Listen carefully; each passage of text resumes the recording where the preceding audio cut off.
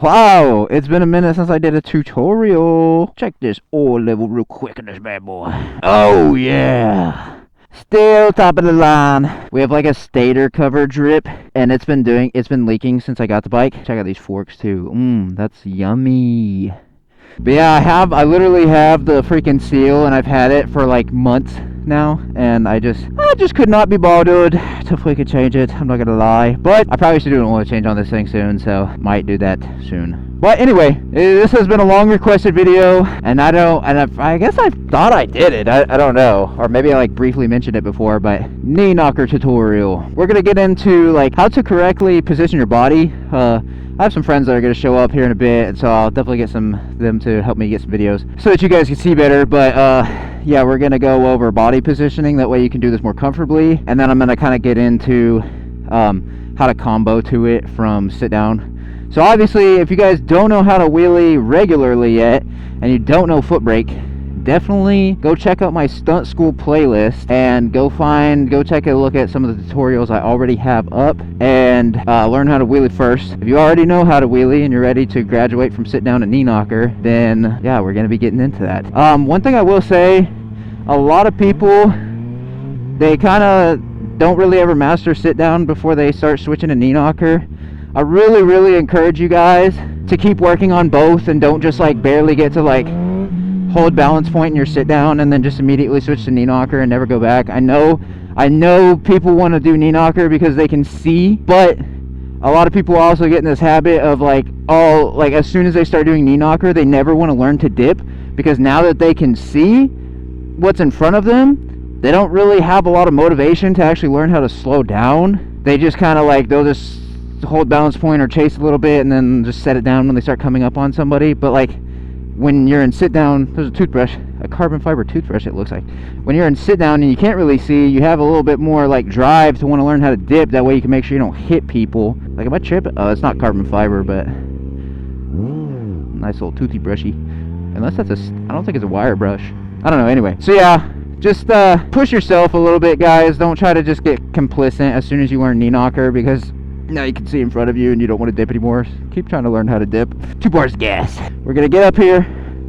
Got my nice Ross shoes on, my Vans. Cover the foot brake, obviously. Put your knee in the seat. Now, you can either go knee fully sideways, or you can kind of like cross it diagonally up over your rear seat. If you have a stock rear seat, it's probably a little more comfortable than compared to like me having a stunt seat. Oh, I have a water bottle back there. Nice. And some people will put their foot in the hole and do the knee knocker. Personally, I don't really think this is that comfortable, but like when I would drag out scrapes on the R7, this is what I would do to be a little bit more stable. That way my weight was a little bit more back in the center. And what you really want to focus on when you do this is, and I'll try to get other third-person videos of this as well, but don't be leaning back like this. You want to like keep your hips more close to the tank. You basically want to set your balls right in your tank and let them chill and rest there. That way you can have a big bend in your knee down here, because if you have bend in your knee, you have lots of power to stop the foot brake if needed, versus when you're far back like this and your leg is fully extended and you only have the range to pivot from your ankle, you don't really have quite as much control over the foot brake, and if you start to feel like you're slipping off, you might not be able to get to the foot brake. But when you keep your hips close to the tank and you keep a lot of bend in your knee, you have a lot of range to flex your foot and pivot and foot brake. So definitely want to always make sure your right knee is keeping like a good bend in it, like close to 90-degree angle. But we'll get a video and we'll show you guys. We're gonna pop up and just be recovering the foot brake. Golly, I'm rusty. I haven't rode this bike in a minute. And now when we're up, what we're doing when we're up is, a lot of people when they start doing knee knocker, they veer right really hard. This is a big struggle for a lot of people. I'm not gonna lie, if you're chasing really hard, sometimes that is like a common problem with, more so it actually is the bike. It's like, for some reason when you chase, they just want to veer right. I don't really know why, but if you hold like a good balance point and you dip and stuff, you keep it slow, it's not really much of a struggle.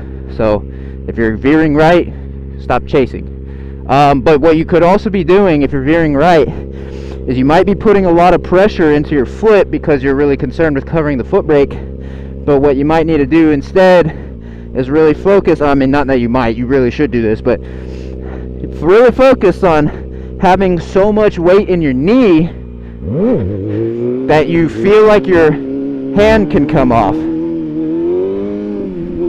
If you're doing a knee knocker and don't feel like you can take a hand off, you probably don't have your weight placement very good. And especially if you feel like you have a lot of pressure in your foot with the foot brake. Like, let me literally just, I'll take more pressure off my knee and put it more in my foot brake, and yeah, immediately we start veering right real hard. So redo this, keep it in my knee, get to where we could go one-handed, and then we go straighter. Holy moly, dude. Sorry I look so chopped right now. Like, it's not really like it's kind of a bumpy lot, it feels like. I don't really straight line this bike ever. I just be doing circles. See how smooth we smooth out with idle. Yeah, it's a little better. These four bangers low-key kind of like, gotta use some idle to help yourself sometimes. Oh, I also forgot I'm on like 40 PSI. I just now realized. I set myself up better for circles today. Okay, let's see. What else is there to say? Oh, that's right, combo to knee knocker. Alright, now, so if you would combo to knee knocker, we're going to be starting in sit down. Also, by the way, guys, I don't think I have a foot brake spring on my stunt bike. I low-key kind of feel like I wish I did, though. I'm not going to lie. Like, I think I'm so used to it on the Gixxer, because, like, normally my stock bikes, I leave the spring, and my stunt bikes, I don't. But I'm sort of not really digging it right now without it. But it's to each their own. It's the preference, but I just know, I figured I'd mention it because I get asked a lot. But yeah, we're going to be doing combo now to knee knocker. Now, I actually struggled quite a bit with comboing to knee knocker in the beginning. I think what is going to help you guys, now, like, I can do the transition really slow if I want to. I'll do that real quick and just see how slow I can kind of do it.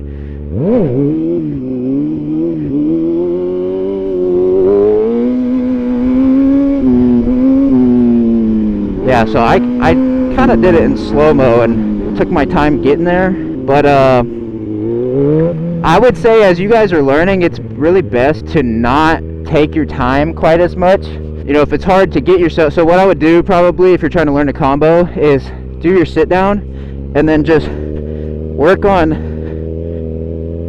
just quickly going to it and really getting yourself in position. And here's another thing too that you need to work on. If you're doing knee knockers and you can't just pop up, if every time that you're trying to do a knee knocker you gotta get in position, wiggle around, find your good spot, 10 seconds later you can pop up, we don't want to be doing that. We need to be getting in the habit of just pop up. The second you get up, pop up. If you can't pop up the second you get up, you're gonna probably be struggling to combo. So you really need to just boom. So start drilling that. Like, honestly, like, I don't even think my knee touches the seat before I start the clutch up most of the time. Yeah, it's like, it's kind of like, depending on how quick I do it, I might be initiating the clutch up before my knee has actually even fully made it to the seat. So yeah, work on being able to get in position and immediately get up. You don't want to be sitting there taking your time getting in position. It's not beneficial to you. A lot of this is like so much more mental than physical, and when you're giving yourself this comfort buffer zone, like, the thing about stunting is there's a lot of things where you don't necessarily have time to get comfortable to do something. You kind of have to learn how to just manipulate your body and the bike to be comfortable when it's uncomfortable. And it's going to take time for sure. You're not going to want to do it, like, in the beginning, you're definitely going to have to take your time getting into position so you don't, like, mess up and hurt yourself. But over time, you need to be working on initiating quickly. You know, like, if I want to pop up to a seat stander, I can just immediately mid clutch up, I can pop straight up. I'll look down. See? And that's like something I had to work on as well. Like that was scary when I first started, and I built my way up to it by like doing 1 foot at a time, just barely lifting, getting it up, you know, jumping up quick, till eventually both of them. But yeah, okay, so back to sit down and knee knocker. So we're gonna go into sit down, and then the way I initiate the combo to knee knocker is typically I don't just hold perfect balance point and then stand up. I actually will like do a slight little brake jam that lifts me and then fling up into it real quick. So I'll go here, touch the brake, and then there's this tiny little second where I'm leaned forward and I'm like in a chase for just boom, just like that. Brake, chase, back.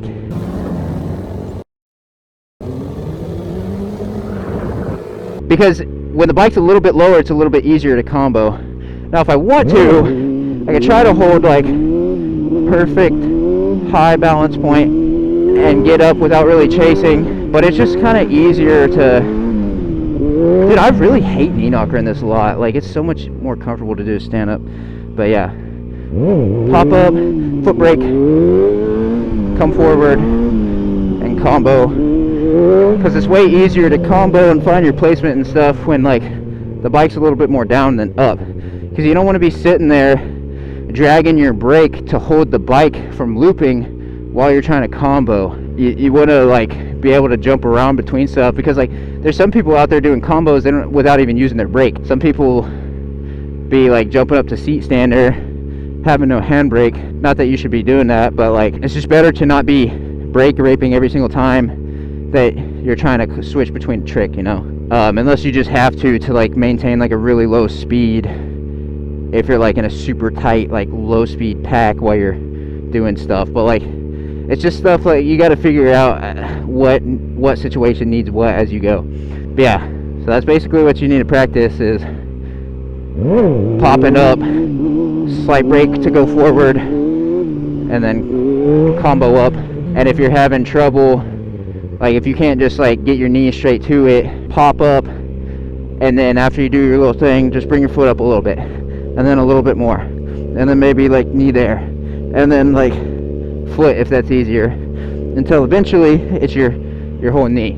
Yeah, it's kind of one of those things where it's like get good at sit down, get good at knee knocker, and then it's just going to be repetition and practice of getting up and finding your spot. And yeah, you're probably going to chase, but like if you start chasing a lot in the transition to the combo, just get to the combo and then set it down. Don't like chase it way out super fast after you finally made the transition. Just get there quickly, and then if you start chasing, set it down and then restart, so you get yourself, because if you're chasing, you're just killing a bunch of your lot space, and you're better off just repetition, just set it down the second you start chasing, so you can get like five little combo practices within one set stretch of the lot, rather than like trying to chase it out. You know, the more you do it, the better you're gonna do. But it doesn't benefit you to like do this and then be going like this fast by the end of it. It's just pointless. You just need to slow down, do it, okay, bad, do it, okay, better, you know. And that's another thing that you need to be good at, I guess. Like if you want to learn how to combo, you need to already be good at like throwing the bike back quickly, because that's really kind of what a lot of combo is. It's like a lot of the time you're not actually switching between tricks at perfect balance point. You're kind of teetering between dip and chase, at least that's the way I do it. And so you just need to be good at just tossing it back quickly. Sit down, jump to seat stander, but we dip it back, hold balance point, go to a different trick that felt weird. We'll dip it back a little bit, jump to spreader, dip, slow it down. Second gear, but we'll see if we can circle. And yeah, so we'll get some iPhone video now, and I'll go over it in voiceover with you a little bit. But as far as POV version, it's basically all we need to cover. So to recap, you don't want to be sitting back on your bike. You want to be closer to the tank with your hips forward. You want to keep a bend in your knee so you have maximum control while you're maintaining the wheelie. And you want to have so much weight in the knee that's in the seat that you should be able to do a one-hander. When you're comboing, it's easier if you let the wheelie drop a little bit. But if you want to hold just perfect balance point while you do the combo, you can. But sometimes you might just have to be dragging the brake a little bit to achieve it. I was making a tutorial. There's a schizophrenic talking right now. Listen and learn.